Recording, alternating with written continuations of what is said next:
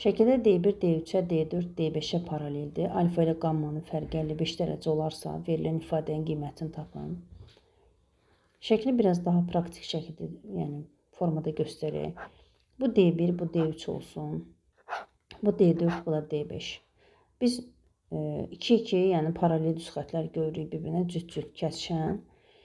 Və burada alfa bucağı, burada isə fi bucağı var.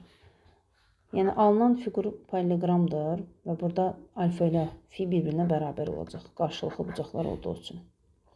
Digər tərəfdən D3 və D4 və D5-i kəsən bir dənə də düz xət vardı və burada 2 dənə bucaq əmələ gəlir ki, bu biri betadır, biri də qammadır.